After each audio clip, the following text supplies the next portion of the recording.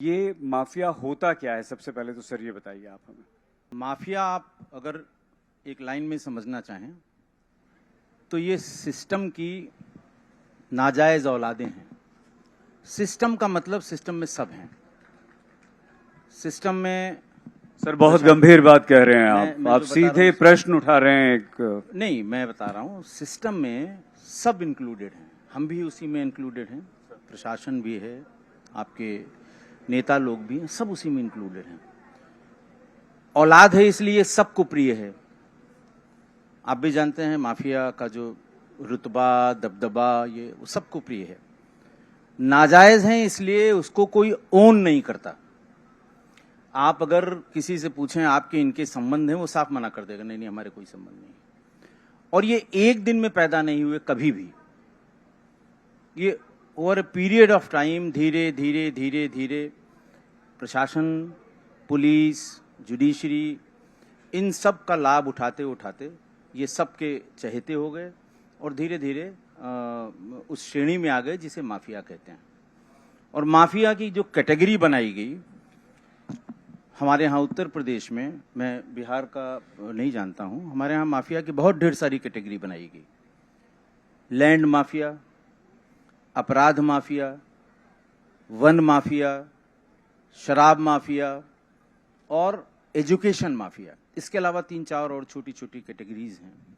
तो जो अपने अपने क्षेत्रों में जिन्होंने अपने सारे करतब दिखाकर और वो ऐसी जगह पहुंच गए कि लोगों के अंदर डर व्याप्त हो गया, लोगों के अंदर भय व्याप्त हो गया, लोगों के अंदर।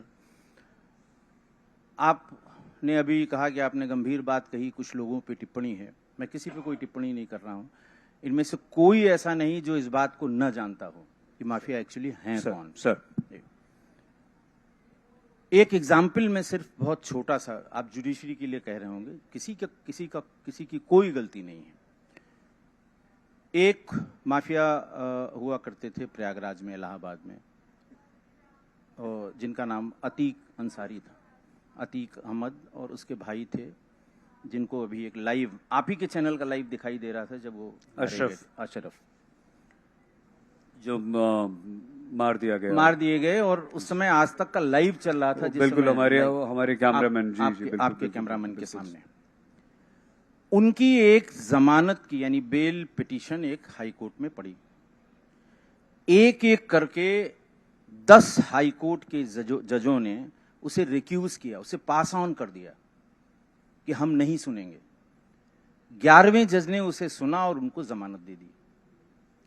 किसी ऑनरेबल कोर्ट के किसी जज ने ये नहीं कहा कि हम क्यों रिक्यूज करना चाहते हैं, हम क्यों इसे पास ऑन करना चाहते हैं, किसी ने नहीं कहा, कोई कारण नहीं बताया। बस जैसे कि नॉट बिफोर मी, इस तरह से करके उसे। कारण सब जानते हैं, आप भी जानते हैं, हम भी जानते हैं, और सब सुधी श्रोता जो बैठे हैं ये भी जानते हैं कि क्यों रिक्यूज किया गया होगा। तो ये है उस माफिया के डेफिनेशन में कि इस तरह का, आप इसे डर कह लें, भय कह लें, कुछ भी, कोई भी तमाम शब्द हैं इसको कहने के लिए। तो इस तरह से ये सिस्टम की अवैध संतानें हैं। और फिर उसके बाद सोसाइटी उनको माफिया कहने लगती है, पत्रकार कहने लगते हैं, हम भी कहने लगते हैं, हम उनको सूचीबद्ध करते हैं कि साहब ये किस तरह वाले माफिया हैं। फिर एक्शन की बात होती है। ये है माफिया। सर बहुत स्पष्टता के साथ, और जैसे आप एक दबंग पुलिस अधिकारी रहे हैं, उसी दबंगई के साथ आपने बहुत अच्छी तरह से परिभाषित आज हमारे सामने कर दिया।